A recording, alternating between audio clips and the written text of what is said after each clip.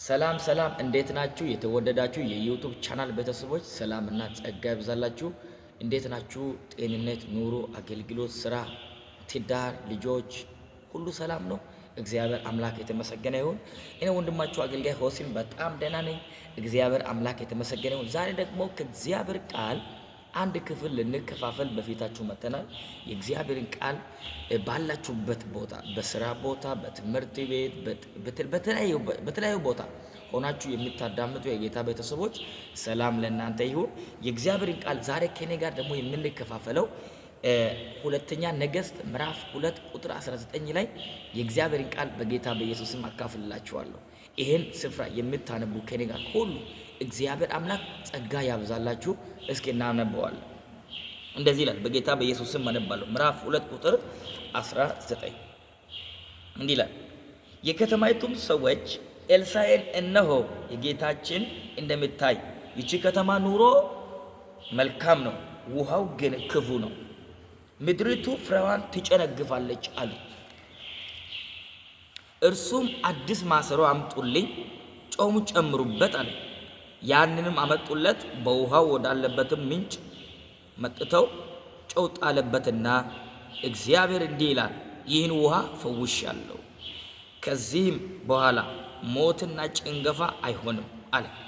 ኤልሳዕም እንደተናገረው ነገር ውሃው እስከ ዛሬ ድረስ ተፈውሷል አለ። ሃሌሉያ! በጌታ በኢየሱስም አሁን ባነበብነው ክፍል ውስጥ ዛሬ የምናየው የምንመለከተው ምንድነው? መራራን የሚያጣፍጥ እግዚአብሔር እጅ ይገለጣል። አሜን። መራራን የሚያጣፍጥ ሃሌሉያ! በጌታ በኢየሱስም እጸልያለሁ፣ መራራችሁ ይጣፍጣል። አሜን፣ አሜን፣ አሜን። መራራን የሚያጣፍጥ እግዚአብሔር እጅ አሁን ባነበብነው ክፍል ውስጥ እግዚአብሔር አምላክ የተመሰገነ ይሁን። የኢያሪኮ ሰዎች ለኤልሳዕ ያቀረቡት ችግር ነው። ችግሩ ምንድነው? ከተማይቱ ጥሩ ነች። የከተማይቱ ላይ ያሉ ነገሮች ሁሉ መልካም ናቸው። የከተማይቱም ኑሮ መልካም ነው። ጤናዋ መልካም ነው። ነገር ግን በከተማይቱ ውስጥ አንድ ችግር አለ። ውሃው ችግር አለበት። የከተማው ውሃ ችግር አለበት። እባክን የጌታ ሰው የእኛን ችግር ስማና ፍታልን።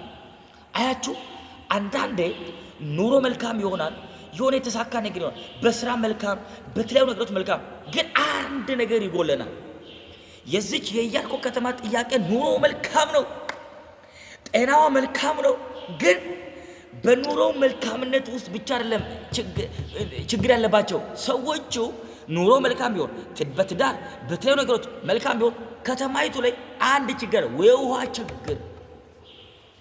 ዛሬ በጌታ በኢየሱስ እነግራቸዋለሁ፣ የመረረውን ነገር እግዚአብሔር ያጣፍጣል። አሜን። የተበላሸውን እግዚአብሔር ያስተካክላል። አይሆንም የተባለው ተደመደመ የተባለው በቃ የኔ ምዕራፍ አበቃ የተባለው የኢያሪኮ ሰዎች ችግራቸው ምንድነው? በቃ እኛ ኑሯችን መልካም ነው፣ ግን ውሃው እጅግ ተበላሽቷል ብሎ አልደመደመው። አሁንም ችግራቸውን ለእግዚአብሔር ከመናገር ወዲህ አላሉ። እግዚአብሔር ግን አንድ ቀን ችግራቸውን እንደሚፈታ ሰዎቹ ያምናሉ። ኤልሳዕም ደግሞ በኢያሪኮ እያለፈ ባለበት ጊዜ አቆመው። የጌታ ሰው ከተማዋን እንደምታየው ከተማዋ ታምራለች፣ ኑሮዋ ታምራለች፣ ግን ውሃው የተበላሸ ነው። ውሃውን የጠጡ ሰዎች ሁሉ ይሞታሉ፣ ይጨነግፋሉ።